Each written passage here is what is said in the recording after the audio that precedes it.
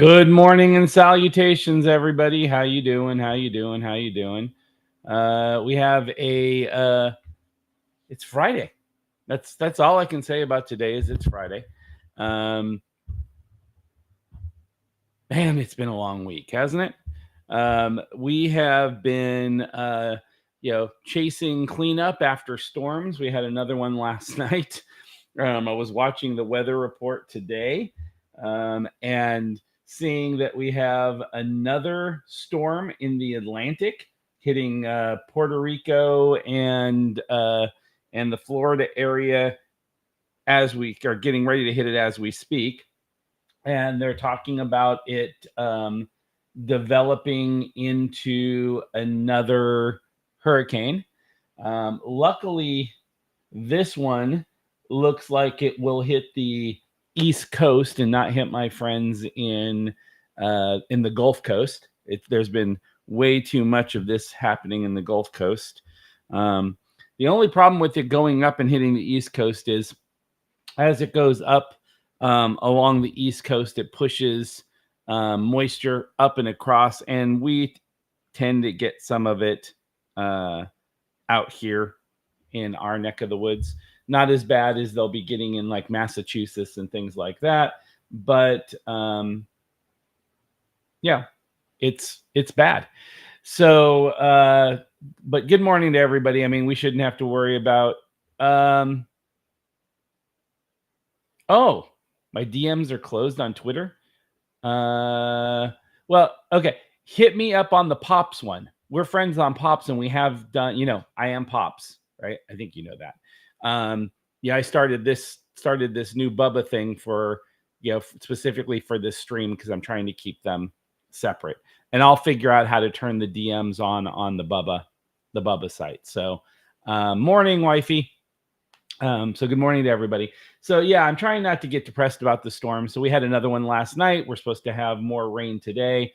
I'm spending most of my day cleaning up my basement. My basement's flooded and got mud coming in. And as I was telling my partners yesterday, every day it rains, we have a less and less chance to be able to do the repairs next Friday.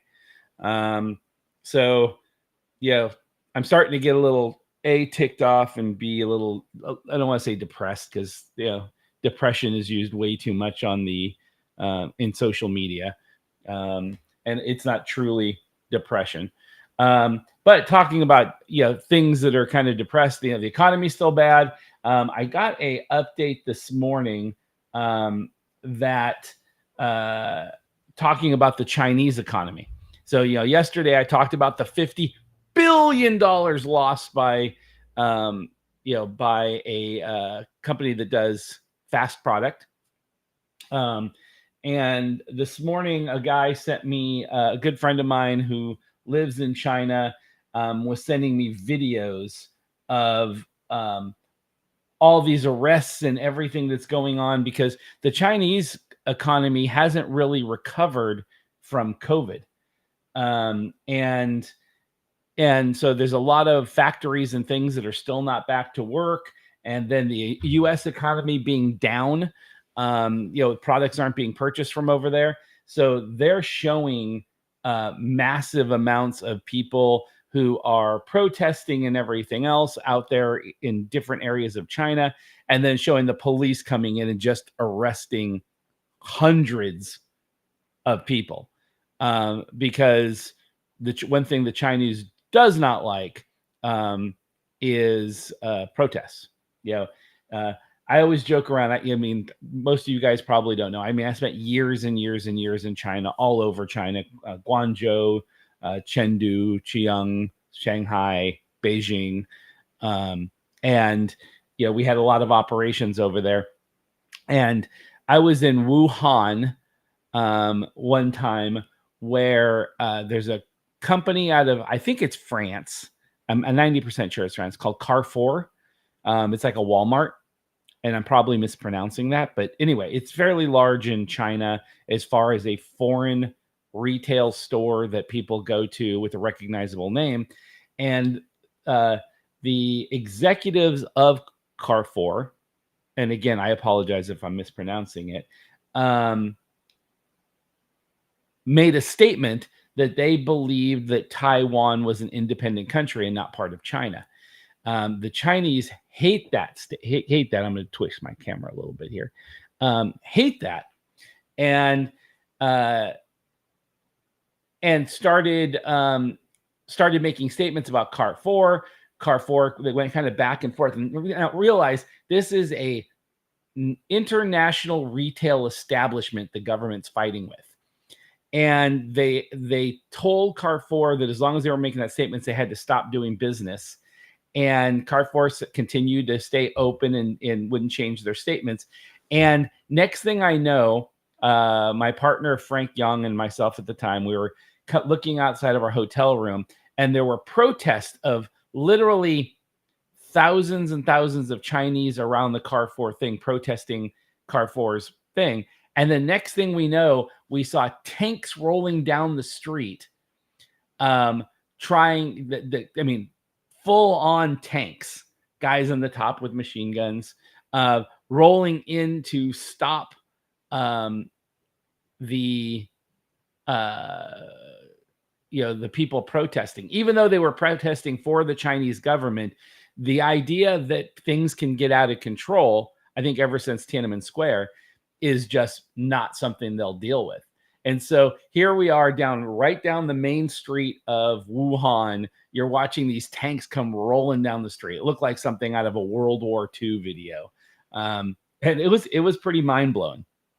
And so, more and more, China is becoming what I like to call Capcom, capitalistic communism, meaning that it is still a communist country. The central government still mandates and runs basically everything. But the more and more they allow open capitalism, and they need to, because they've given everybody a taste. There are so many millionaires and billionaires in China now. People have the ability to travel freely from province to province, city to city, which the first time I went into China was not allowed. The first couple times I went into China, people hadn't seen family members for decades, because you weren't allowed to get a travel pass to go from, let's say, Beijing to Wuhan. It was very difficult and expensive to travel, so people just didn't travel. If you had a brother or sister, aunt, uncle, even a parent, and you guys had separated for whatever reason, you might not see them again for years and years and years, because you weren't allowed to travel outside your area, your province. Now that's completely opened up. It also used to be that in order to travel outside of China, you would not only have to get your visa, but you would have to get someone from that country to guarantee you. I guaranteed a lot of people over like 10 or 15 years that we worked with, and their fear was that everything was so tough over there that people would come to the United States or Europe and things like that and not come back into China. They would just stay there. And so you would have to have a citizen guarantee your ability to go on there. So, it's strange. So now I'm looking back, and here we are 20 years later, and I'm watching a video that my friend's sending me of a hospital where doctors and nurses are in the window, sitting in the window of a modern hospital and threatening to commit suicide, because they haven't been paid in 6 months. And they're still being required to put in all the work and everything else. And in Japan and in China and a lot of Asia, face and the ability to provide for your family is a much bigger thing than death. I mean, suicide, I remember, 20 years ago, I remember specifically a toy company we were working with in China where the CEO committed suicide because one of his toys had been pulled off the U.S. market because of a choking hazard, and a little boy or a little girl had choked and died. And so they were being halted, and it caused a huge uproar both in that little community where everybody worked and with the government, and an embarrassment. And the CEO of the company posted a letter saying he apologized for embarrassing his country and his employees and the company itself, and committed suicide because he didn't. It was beyond him how he could save his face and his reputation under such a bad episode. And so you have that. And so I'm looking at these doctors and nurses, and I'm actually got the video right here. That's why I keep pointing over here. Because I couldn't believe my buddy sent this to me, and I'm like, you got to be kidding me. Are we back in the 70s and 80s? What's going on here?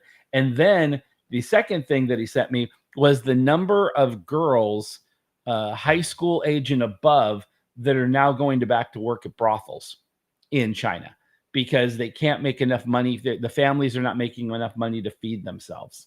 And so, again, I kind of feel like I lived through this once. That the bad economy was something, seeing kids, sitting out in dirty clothes in the streets, and, not being able to eat, and people, trying to find ways to make money and things like that. I saw all that late 70s, early 80s into the 90s. And then China boomed. And to see post-COVID and everything else, so much of the economy going back that way, it's horrible. And I'm feeling people. I was trying to find it today. Unemployment in the United States is huge, and I blame each one of you. No, I was kidding. I don't blame you, but a lot of it is government post-COVID and during COVID gave so much money to people to stay at home, and continue to do it post-COVID. It's not letting the economy correct itself. And then, everybody wanted to be a content creator. Here I am doing this again, but I have a job. I'm not monetized. I'm not trying to monetize this. I have to blame you, bud, because everybody's sitting watching you stream on Twitch as opposed to going to work. I mean, that's how popular you are. So, I mean, I do blame you personally for the downfall of the U.S. economy. We may have to go back under colonial rule. I think that's what's going to happen. We might actually be better off than some of the people that are running for president. Ooh. Anyway, I hate to, kind of get off that, but I'm just looking at where the world is right now. The market sell off, people dumping stuff on the Chinese stock market, which affects the Hong Kong stock market, which affects the rest of the stock markets, which do everything here. And, me being a business person, trying to wrap my head around this and figure out what's going on. I mean, wow. I don't know how things are in your neck of the woods, people. I mean, in Australia, they already dropped off, but I have one of my buddies that's on from Europe. In Europe, I was talking to him yesterday. He was over visiting Turkey. Maybe he'll come back on here in a second, and said, he went to visit relatives in Turkey. Economy's horrible. Went back home. The economy's not doing poorly in the UK. Again, I'm definitely feeling it here in the US. We just came back from several shows, and every company that we were working with at that shows said that they posted less than favorable profits at those shows compared to previous years. So what do you do? I'll tell you what you do. You come here, you talk with your friends over a cup of coffee. By the way, gonna get my coffee. And so today I am not going to be using a coffee cup. I'm going to be drinking straight out of my thermos. Why am I being all, uncouth by drinking out of this? I actually forgot to bring in my coffee, my new coffee cup yesterday after my journey with you from the back roads of Iowa to town. And so I didn't get it washed. And so I'm not going to take another coffee mug here to the office. I'm just going to go ahead and get that one cleaned. But I kind of shift into a better thing. I hope you guys actually enjoyed yesterday's stream. I know it was to use,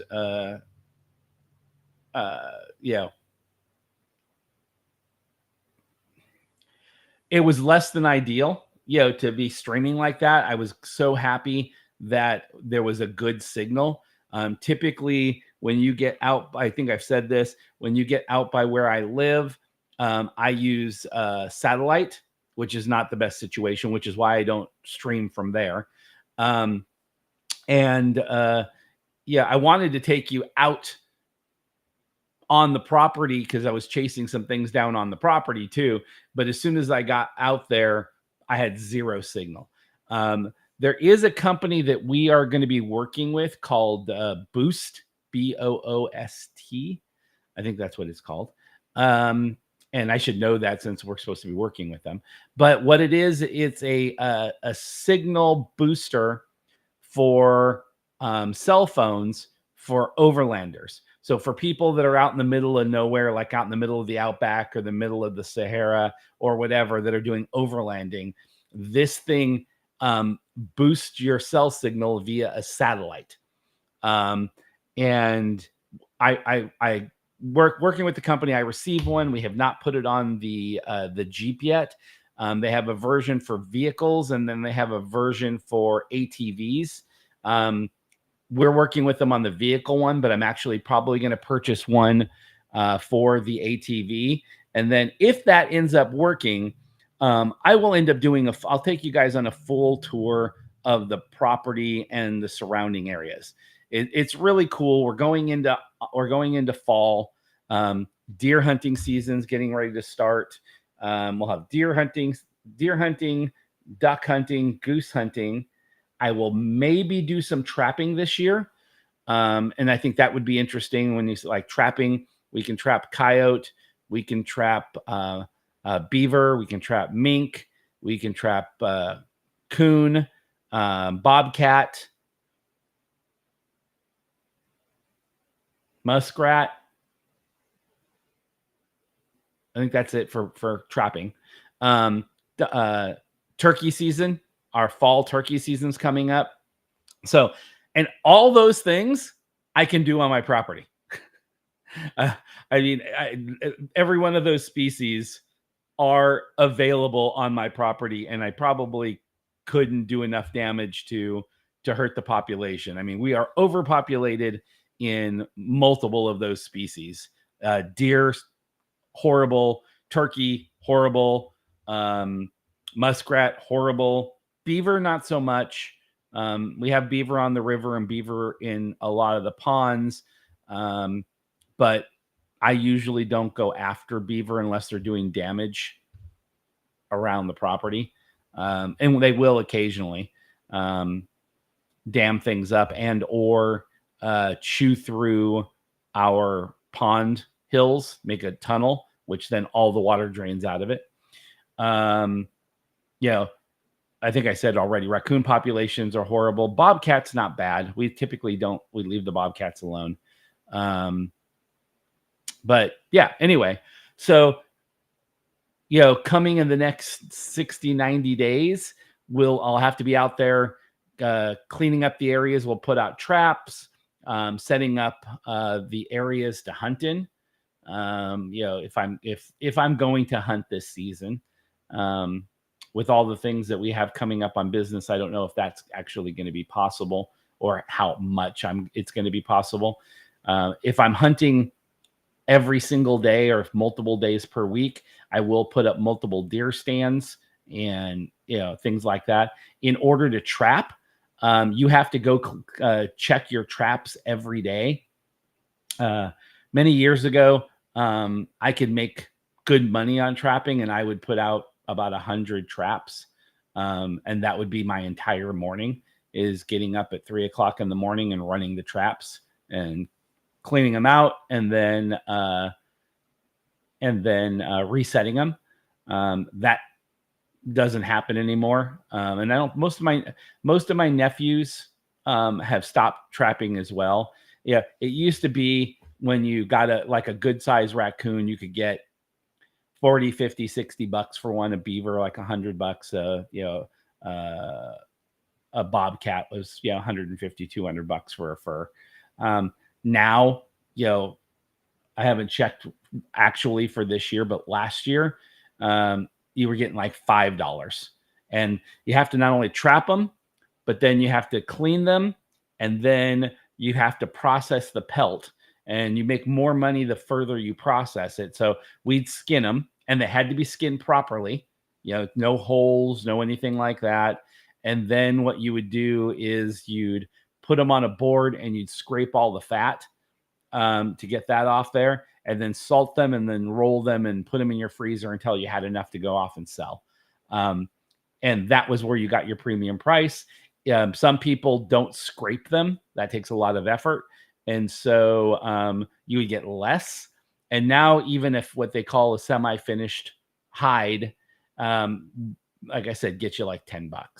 So for the amount it costs you for running the traps, your gas, the effort and the time, it's not really worth running traps for money. The only reason you would run it is to bring down populations of like what we call varmints, which would be like the raccoons and the muskrats and things like that. At that point, we don't even take the hides off of them. What we'll do is we just trap them, kill them, and then put them out for the eagles and everything else to eat, so we can depopulate your property, because you can get overrun very quickly if you don't manage it. So anyway, I don't know how much time I'm going to have for that, but I think that it would be fun to put a camera on the front of an ATV or something like that and just run you around the property. I mean, it is beautiful here. When it snows, it's gorgeous. When we're here in the fall and everything else, and all the leaves start changing colors, we got probably a couple, maybe another month worth of fishing that we can do before it starts getting cold and the fish will start going deeper and deeper and not eating as much. And at that point, we ice fish here. I don't do it personally, but a lot of people go to the ponds and the lakes and put out their tents for the winter and go out there and fish on the ice. I like to fish, but I don't like to freeze. And so I don't find that enjoyable. I'll sit in a deer stand and hunt, but I don't want to sit on an ice pack on a frozen lake and fish. Right? I don't know. Haven't figured that out mentally yet. Why it's okay to freeze one way, but it's not the other. But it's cool. So we'll see what we can get done there. I think it would be enjoyable for most people to kind of see what that life is like. I got your DM. So let you know that I did get it. And I think the other thing I'm going to try to do, I don't see Yi, our partner, on here. But if he is,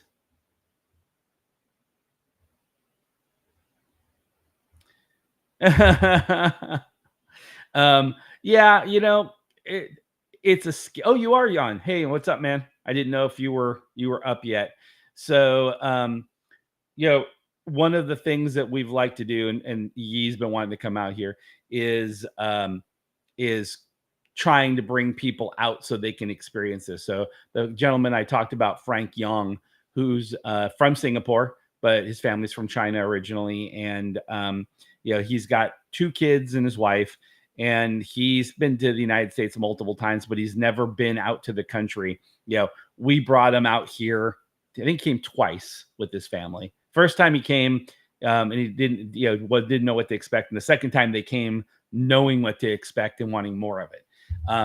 But we've probably brought over the years 10 to 15 families or people out here, and they usually have never shot a gun before.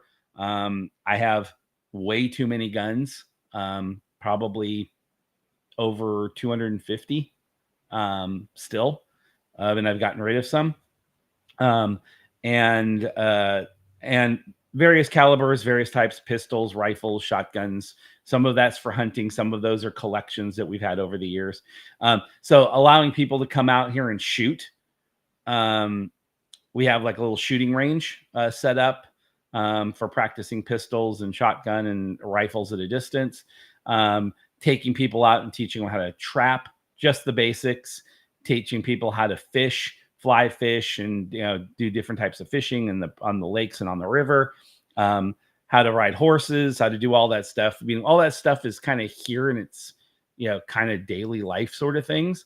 But most people who grow up in a city don't have that opportunity. So Yee's been wanting to come out. Who's one of our business partners, my business partner in Southeast Asia. And next year, once we get all the buildings back up and everything else, I think we're going to be inviting most of the employees, including Yee and Billy Trainer Club and everybody out here. We do have a house that's I shouldn't call it a house. We built a building when we first came out here for visitors.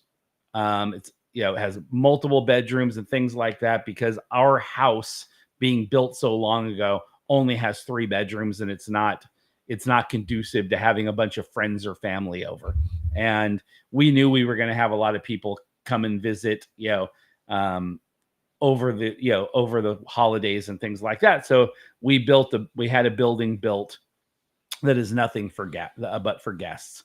And so, that's where Frank came and stayed when he came out with his family, and they stayed out there, and we brought food out to them. It's got a full kitchen and everything else. But I mean, we, took care of him and took him around here. And then after that, it became, okay, we want to come back again. And then the experience became more unique, because once you've done it once, you kind of know what you like and what you don't like. None of Frank's family wanted to fish, but they didn't want to kill the fish. He's Buddhist, and he wanted to go and sit in a tree and hunt, but he didn't want to be the one to pull the trigger. He's happy to pull the trigger, on the shooting range, but it was just sitting in the tree stand and being able to be silent as the deer went by and everything else. Fortunately or unfortunately for him, I am not one to let a good deer go by, so I killed it. But then he got to see what it was like to take care of all that stuff. So anyway, that's kind of the plan, which is to kind of get Yee and everybody out here this coming year once we get everything cleaned up. It's honestly a great lifestyle if you can put up with the downside, which is what's going on right now. The farmers are loving this rain and these storms. I'm personally hating it, because you can't fix a roof, you can't pour concrete, you can't lift your building, you can't fix anything when everything is sopping wet, and it rains. It's been raining, every day. It rains. It's kind of like Singapore. Rains all morning. Big storm comes in the morning or overnight, and then the day it's 100 degrees, so the humidity is horrible, but it's so saturated you can't do anything. So, so that's kind of what we're at. But again, I think this whole thing started with, I hope you enjoyed yesterday. That was a lot of fun. I had several people send me messages later on saying that was really cool. Wouldn't mind seeing that again. Things like that. So I think we'll maybe take it to the next level. The next time we do this is kind of, maybe get out. Like I said, if I can get the signal boosted, take you out and run you around on the property a little bit. For a city boy, it's going to be a once in a life experience. Yeah. Even for someone, I didn't grow up necessarily. I grew up in the city, but, raised in the early years in Texas. So hunting, fishing, all that stuff is very natural. My mom got a job in California in tech. So I moved to the Bay Area and then was in the city, but we still spent a lot of the time in the mountains and everything else. But that's completely different going and visiting like Texas country and or oh,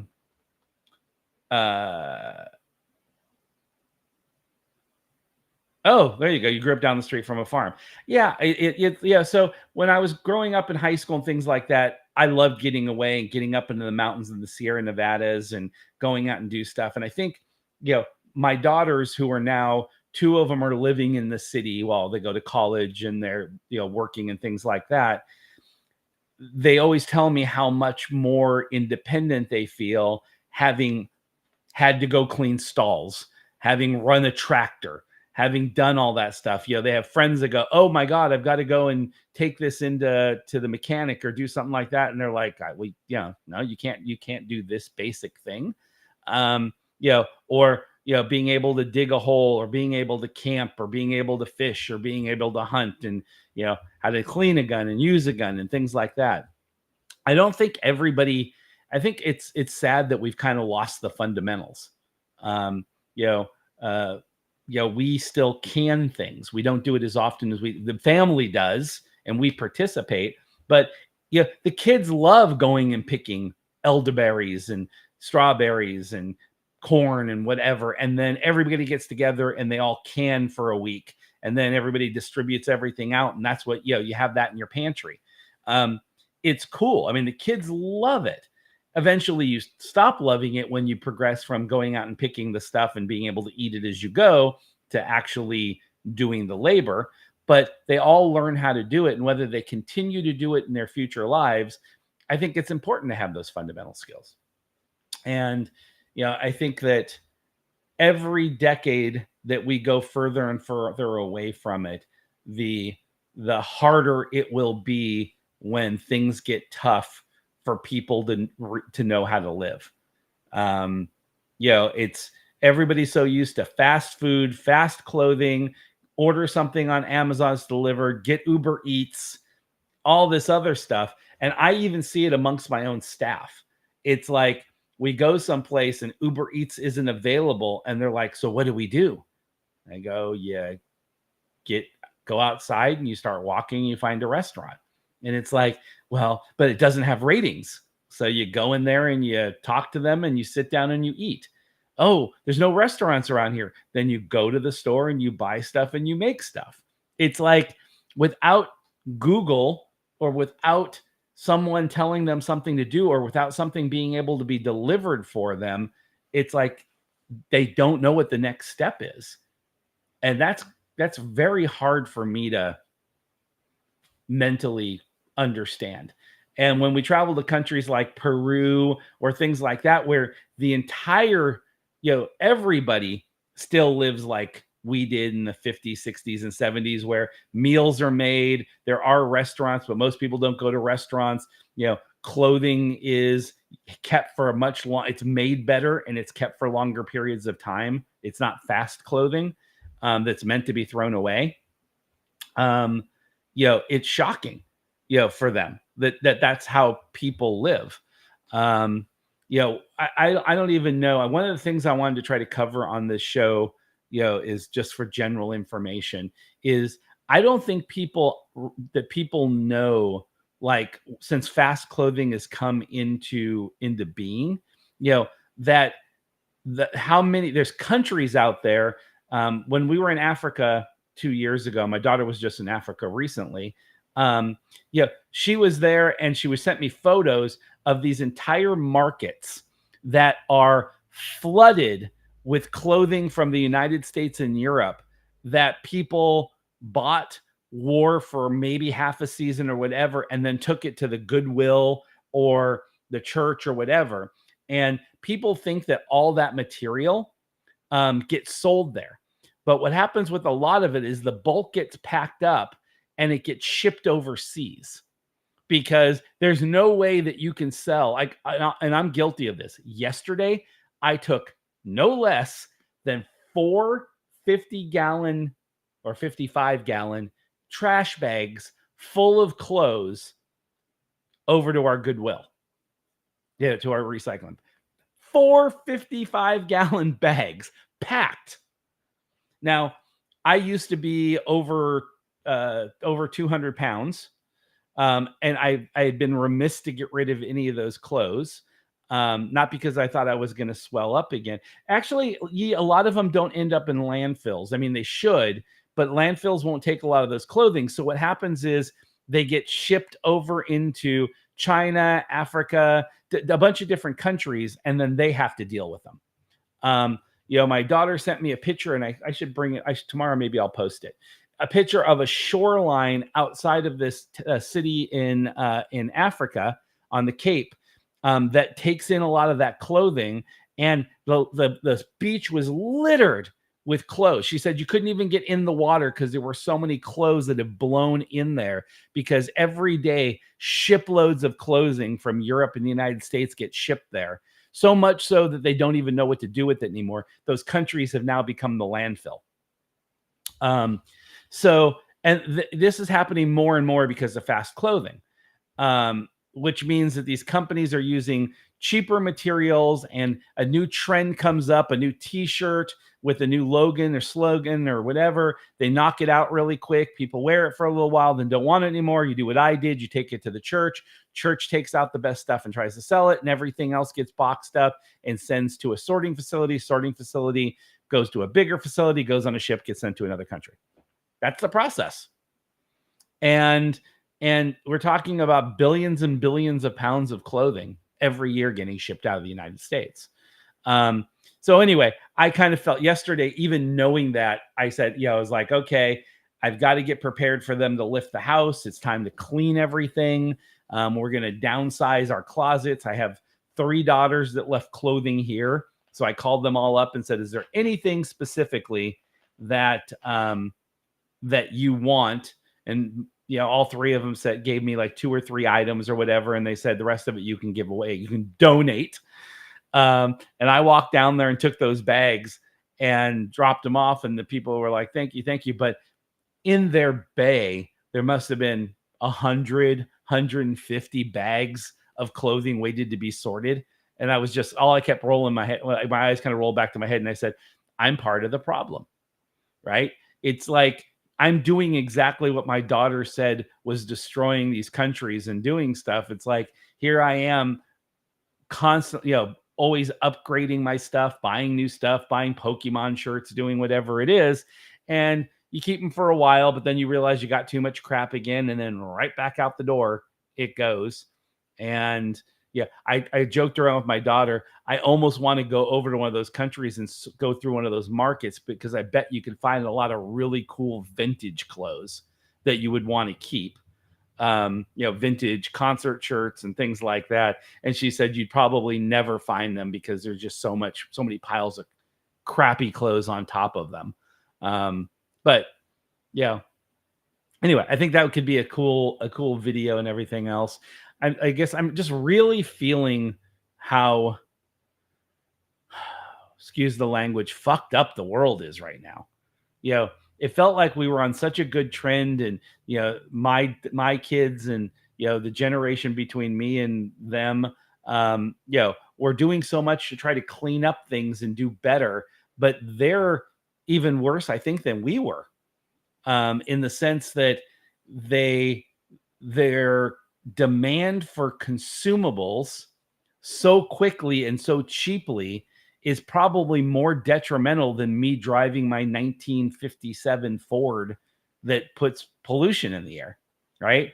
I mean, while Taylor Swift is flying around in a Gulfstream, and they complain about her doing that and how much pollution it puts in the air. Why aren't we bitching about the same 25-year-old that's doing on Twitch or on YouTube, that's doing all these clothing try-ons, full boxes worth of clothing that's being sent to them, and they do these try-ons and they end up in landfills because they don't want them beyond that period of time. Or as soon as the next one comes in, it's like, oh, this is cute, the old stuff's got to go. It's like that consumable market, I believe, is so much worse than the stuff we were doing when we were in our teens and 20s.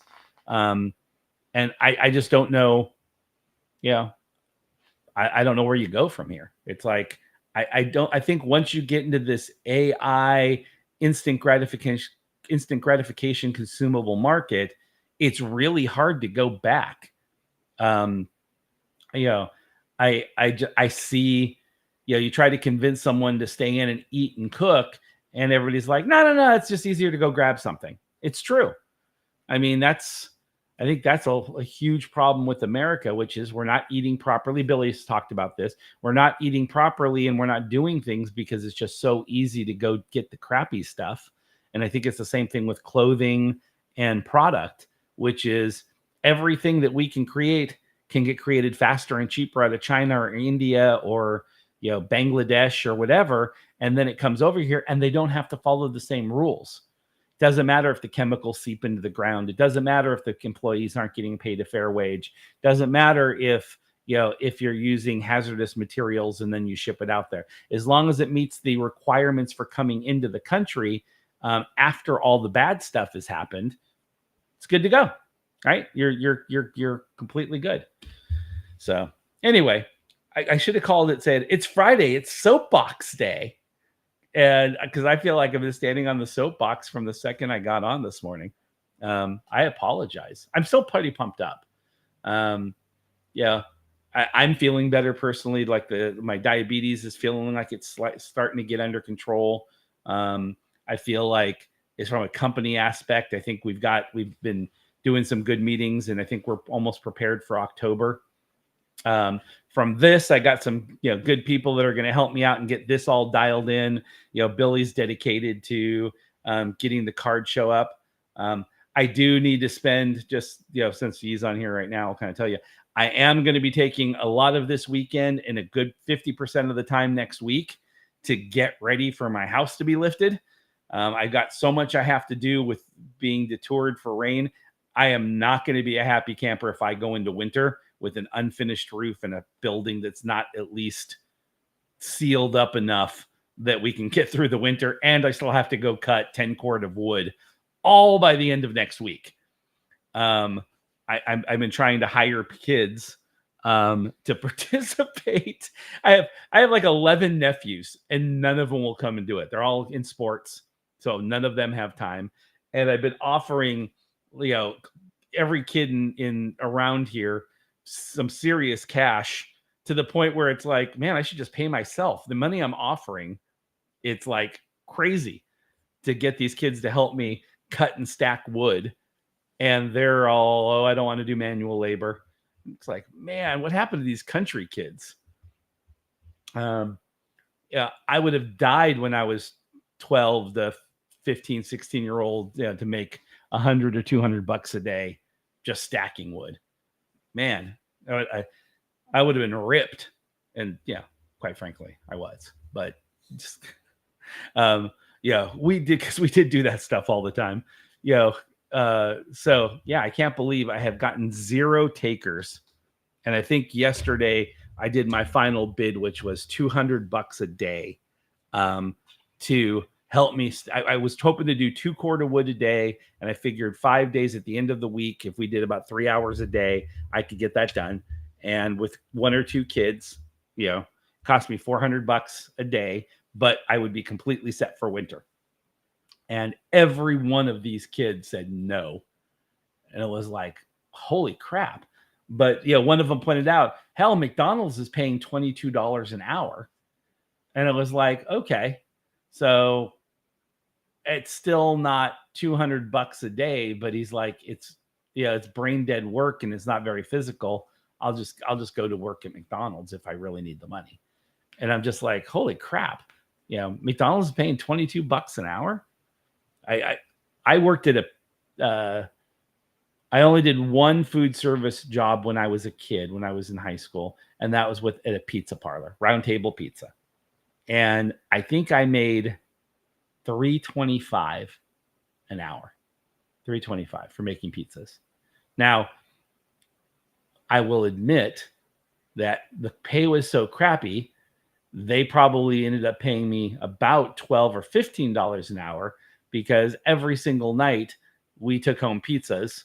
We ate pizza there and we took home pizzas. And unfortunately for them, I'll admit this now, their beer kegs were really, really light every week because working at a pizza parlor where they had full kegs in the fridge made you very popular at parties. We couldn't walk out there. We couldn't walk out of there with a full keg, but what we could do was we would take 1 gallon water or milk jugs and cleaned out and fill up those and take 15, 20 gallons of beer to the parties on a Friday, Saturday night with a stack of pizzas. So I got invited to a lot of parties. But you know, it was funny because our manager also wanted to go to the parties, and so he was completely okay with it. I don't think corporate would have been okay with it, but since the manager gave me the go ahead, we went ahead and did it. Anyway, yeah, so I have to try to figure out how to get all this done by next Friday, because after they come to work on the house, then after that, the next 3.5 weeks or 4 weeks, it's like gangbusters getting ready for Virginia. So I wanted to kind of talk about that. So next week, as part of the shows, I've got a bunch of product and things I have to put on the Jeep before we get to the next show. And so I have one shed that has almost no damage on it. It's almost completely filled, but I'm going to spend the next couple of days taking stuff out of it so I have a place to work on the Jeep. And I think in the mornings, I'm going to do this show from that shed. There is a booster out there, so it should get a decent signal from there. And I can chat with you guys and do things while I'm working on the Jeep. So I think that might be interesting to be able to see. I have door panels we're putting on. We're working with a company. So all these companies are companies we're getting prepared to work with, or we're hopefully going to do a deal with. And we're going to be meeting them in the future. So they have product that they gave me that they want us to put on the vehicle and we can test. So Rockworks has a bunch of bolts and clamps and everything else on there. I've got a shield that you put over your glass. It's actually exactly what they use in Formula One and NASCAR. So it's this. Think of it as the screen protector you put on your phone. So it's the exact same material as that, but it goes on your car windshield. And Formula One and NASCAR has been using this for about 10 years now. And when a rock flips up from the car in front of you and it hits that windshield, it cracks that top layer. And there's actually 3 layers before you get to your windshield. And when you go in for your pit stop, they can just peel that top layer and you have a clear glass again. This company has just gone commercial. And so it used to be that you could only get this in racing, but now Mopar has approved it. And so at your dealerships, you can actually have this installed now. The only place you can get it is directly from the company, and or you can go to any dealership, tell them that you're looking for this product, and they will go and bring the product out and put it on your windshield. And like I said, it gives you three breakage. So brakes, peels, brakes, peels, brakes, peels. On that last one, you would take it back in and get a whole new one put on. Unfortunately, on my phone, the protector only works once, and then you either keep using it with a broken protector and or you go and get a new shield. Same principle. And I'm one of these guys, I probably break my shield once every 3 months on my phone. It has saved me a ton of money since they came out, because I was always taking my daughter's or my phone. Being out in the country, the number of times you drop or hit rocks or things like that on your phone is horrible. So I used to have to go get the whole screen replaced, which was $300-400. Now I spend about 20 or 30. My daughters spend about 5 because they order them off Amazon and put them on themselves. I don't put them on. I just take them and go get them put on. But I'm super excited to get this product on. We've interviewed them a couple of times and they love what we're doing. Yeah, it's super useful. And yeah, screen protectors and a solid case makes all the difference on your phone, but that on a car is epic. Jeeps are notorious for getting broken windshields, because where most car windows, I'm trying to do my hands, the windows like this, and so a rock hits it and it bounces off. On a Jeep, they originally used to be straight up and down, And that's because you used to be able to fold your windshield onto your roof or onto your hood. Now they're not straight up and down, they're about like that. And so it's still too upright. So when a rock hits it, they don't typically bounce. They hit straight on, break, put a chip in your windshield, and go over. And it's the only way that you can get that boxy. If you leaned it too much, you wouldn't have the body and the frame for doing all the things you do for off-roading. If you look at a Bronco, you look at a G-Wagon, you look at all of them have the same problem, which is pretty much a straight up and down windshield and a box top. That's to give you the ability to put tents and all the equipment on the top of it, but it also means you get a lot of broken windows. So super excited to put that on. We're going to go out and test it and put it on. And they gave me two, one for the test in which we will probably put it on, and then we'll film going down the gravel roads you saw yesterday, but not at the speed I was going down yesterday. If I drove when one Jeep in front of the other Jeep doing 50, 60 miles an hour on that gravel with that big tread on there, I'd be spitting rocks all over the car behind me. And I can pretty much guarantee within 15, 20 minutes, I can break the windshield behind me. It'll also pepper the crap out of the paint job. So we're going to probably be using a very old vehicle to put the glass on, because I don't want a bad paint job just because I'm testing glass. He also suggested that I use a BB gun. So we'll probably do that too for two of the other windshields, which is just step away, shoot a BB gun at the windshield, let it crack and spider, and then pull it off, and then show it didn't go to the next level. And shoot it again, and then peel the last one off. So that should be fun. So I think, like I said, next week, I'm going to try to get you guys involved in some of that. And additionally, I think what we're going to be doing is, as Billy and I are going to be starting to do the card play and everything else, I made a commitment yesterday to try to do my first Pokemon TCG tournament. There's a couple of regionals coming up. I'm going to do a couple of local tournaments,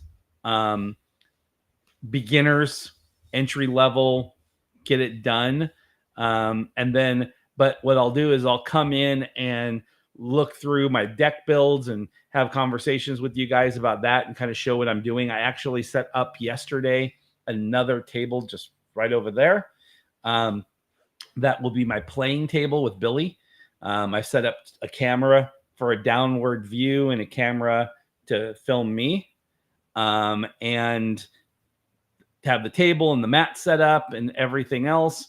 And I can do tears from there, and I can do all that stuff, and it'll just be a completely different setup. It's close enough to this where I'm able to use a switcher to move, to use the same computer and just have those items over there with really long cables. And I might be able to use that. Talked about it yesterday. What the hell is it called? Elgato Stream Deck. Yeah, and I've been reading about current decks. There really has to be a good understanding of this stuff. I mean, you could spin your wheels or spend a lot of money building something that makes absolutely no sense with the current decks that are out there. But I do think it'll be fun to kind of do a combination. I think I want to, kind of learn that whole process and go. Again, I'm not expecting to win at these level of tournaments. What you're probably winning a mouse pad or getting some real basic stuff. There's no real money in these sorts of tournaments. I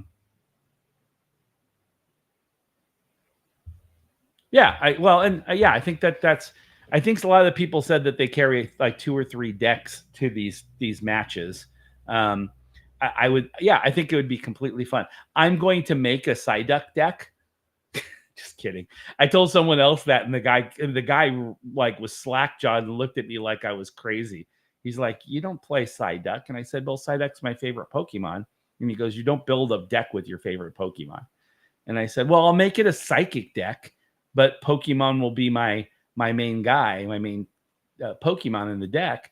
And he's like, there's nothing that Psyduck can do with him or his evolution that can do enough damage for you to make it worthwhile. You know, he goes, you can make a psychic deck, but I wouldn't put Psyduck in it at all. So I thought, okay, I'm going to do one just as a gag, show up and pull out my cards and be sorting them and everything else and have it pretty much just filled with Psyduck and everybody just looking at me like, are you crazy? But not actually use that deck. People take this shit way too seriously. I want to have fun with it, you know, and enjoy this. And that's what I'm hoping Billy and I can get into, is kind of getting this out. I am going to throw out one last thing. It's almost 8:00 and I got to get out there and get cranking on stuff. But I've been talking to a lot of other streamers. We talked about, once we get this up and running, Billy and I will challenge other streamers for fun. You know, just say, okay, hey, would you like to play? You know, and the thought process right now is, if we win, then it's just a ranking that we put up on our board. If we lose, Billy and I have to give away our deck and then start another one from scratch. That we think that's going to be fun. But I have, and I'm going to give some credit to Wifey. You know, she told me, you know, her son Matthew just turned 13. If I'm wrong about that, Wifey, I apologize. I try to keep this stuff in my head, and I'm 99% sure it's Matthew, and I'm 90% sure that he just turned 13 this week. But anyway,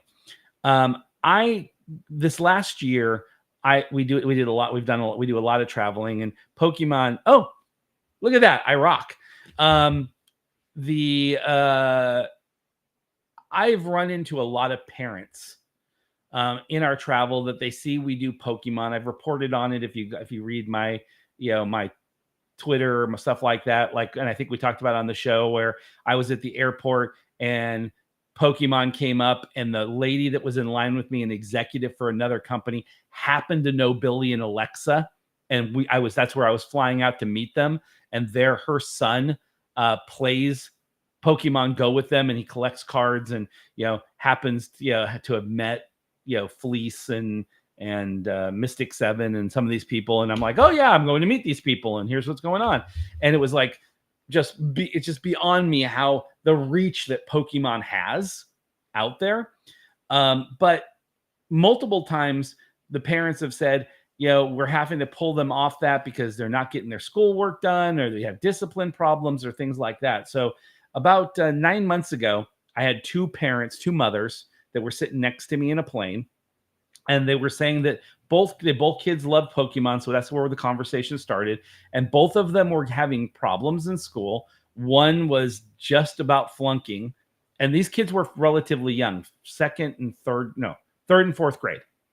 And they're like, we're having problems. The teachers are having problems with them. They're not listening. They don't want to do anything. Their grades are horrible. One kid was potentially getting held back. And I was saying, well, you probably need to slow them down on Pokemon. That's like the only thing that gets them motivated. And I said, okay, do they follow any of these content creators? And I gave them the list, and it was Billy, Alexa, Zoe 2 Dots, Cricket, Mystic, Daxi, people that I have access to. And they were like, oh my God, they follow this and this and this. And I said, okay, let's do a conference call, a Zoom with the kids. And I will have several of these creators pop on with them on the Zoom. And what we'll do is we'll tell them, if they start improving their grades, one of these creators each month would pop on with them and do a tear with them, and then sign a card inside the tear that they wanted and send the whole pack to them. And we wanted to see how it would work. Both boys not only improved their grades over the next 4 months, the kid that was looking at being held back ended up starting to get A's and B's, and he did not get held back at the end of that year. He moved on. His grandmother, who is raising him, probably texts me once a week now, saying, you know, how excited she is. And what we do now is once a quarter, we pop on and we just touch base with him, and he's super excited.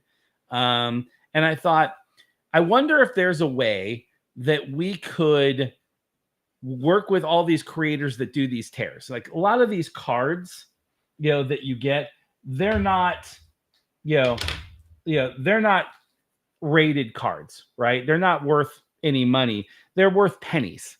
And people like Mystic 7, he did a video not that long ago where he was showing cardboard boxes filled with power cards and just generic cards that he was going to throw away because he doesn't know what to do with them because they're not worth anything. They're worth a penny, 2 pennies, 15 cents, 30 cents. It's not even worth selling them and putting them in an envelope and sending to someone. They're just there. And I thought, if I could get all these people together to send them to me, I wonder if we could make a bunch of battle decks. Yeah, thanks. I mean, I think that, so make battle decks. And then what we do is we create a program where we can send a couple of pads and the battle decks and the basic rules out to these schools that are having kids with discipline problems, and they get, like, if they do well in school that day, they get to play and they have the decks there. And then we could almost make it a competition where teachers could recommend they either come on they've done so well and they've had such great improvement, they get to come on and play with a creator they know. Or they can come on with us and tell us their story, and then we sell them packs to start creating their own decks. I mean, there are so many cards out there right now. I mean, literally, I so many of the creators I talk to as we've been talking about this process, I go, how many cards do you have just lying around that you're never going to use? And they go, hundreds, thousands.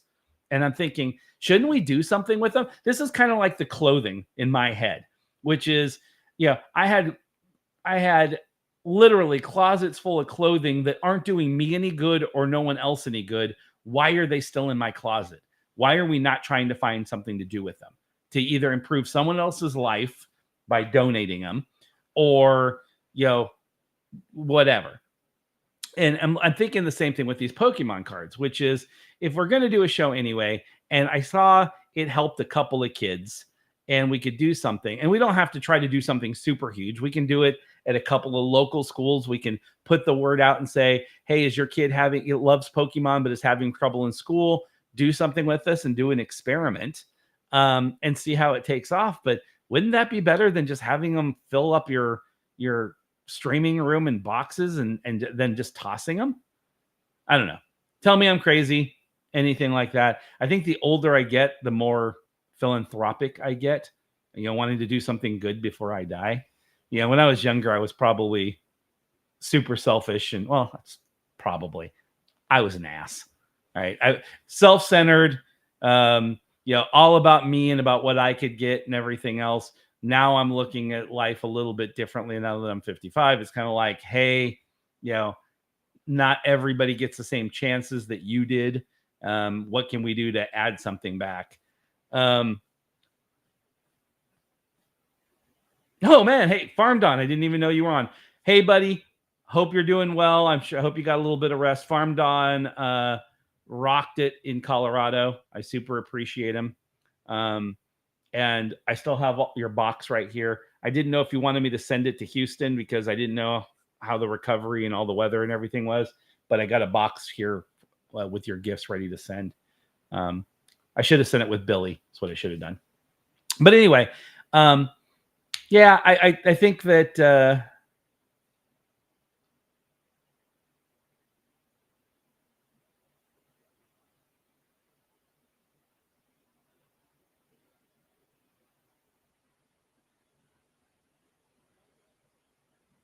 we'll make it more special. Yeah. So anyway, I'd like to play with this, try with this. I may actually bring on the grandmother that we worked with and have her come on air and talk about how much it changed. So the little boy we're talking about, and I'm not going to mention his name or anything like that until I get the grandma's permission. His Mom and dad divorced. Dad has serious problems and is not in his life very much. The mom has got some dependency problems. And so the little boy ended up moving in with grandma and grandpa for the last 2 years. Grandma and grandpa are in their 70s, maybe. I think. I don't want to say that. Yeah, I'll probably say it wrong and then find out she's 65 and then get yelled at because I said she's 70. But anyway, older, didn't understand Pokemon, was never around it, and her daughter, wasn't involved in it till till the kid was. No more ads. So ads are running during my stream. This is something that's a setup problem. So, did you fix it for me, Farm Don? When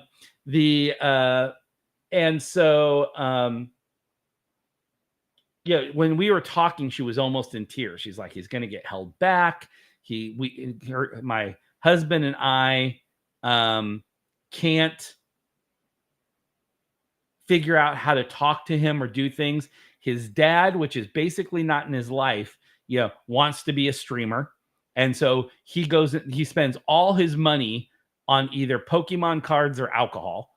And so, and so the kid gets done for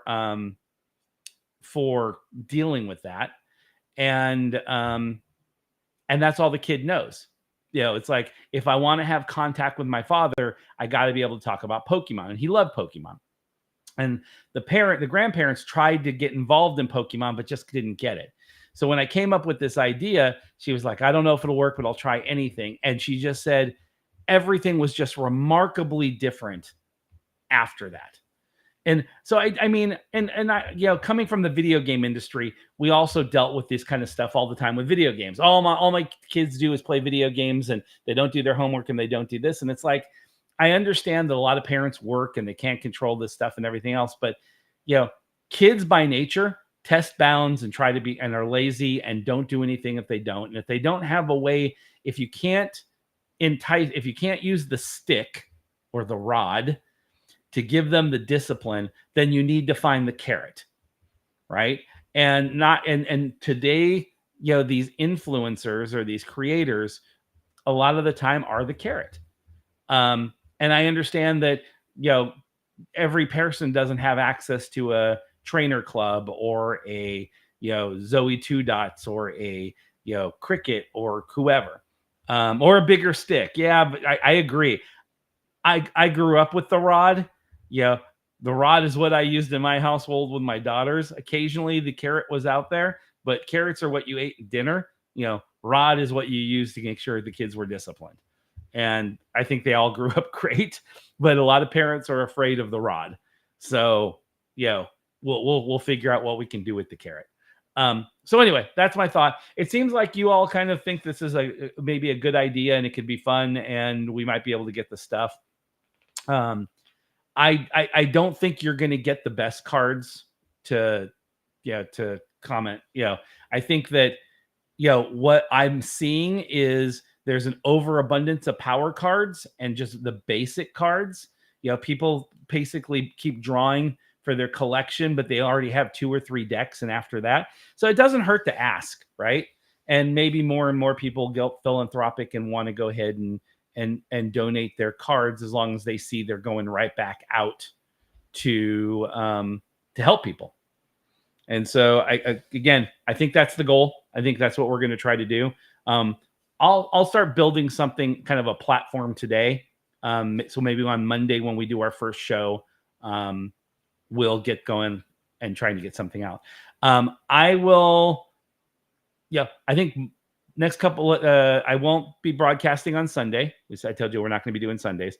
I will be broadcasting tomorrow. And then Monday, double day. That's the huge day. Morning, standard show. Evening, first card playing show. I'll get to show off my table.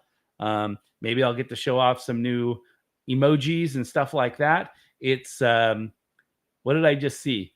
September. Which just reminded me, go ahead and remind everybody that it's September. And I thought, what's the one that everybody that does No Nut November? things like that. It's just like we've become a society of these contests or these challenges. It's like, you don't shave. I forgot what that one's called. And then you got, no net November, and now you have September. What the hell? Anyway, so Twitch tells me to tell you it's September time. I have to read what it all means. I don't even know what that means. But it said to say it, so I did. All right, guys, that's it for the show. I'm going to go ahead and go do some work on the house, and I've got some meetings to hit today. Appreciate you all. Again, I just want to remind Wifey, Monday, Billy and I have completely confirmed that we will do a shout out for Matthew. I've got the box right here of 20 packs of various packs that are all that he can choose. So the number will be from 1 to 20. So if you want to kind of give him what we're going to do. And if you follow me on I'll post it here. My main Twitter is Pops Uncultured. Let me see. Is there a way to do captions here? Yeah, I think there is. Is Pops Uncultured. If you DM me on that, and I'd like to get your information as quick as possible, so that way I am. Yeah, I just wanted to make sure that was right.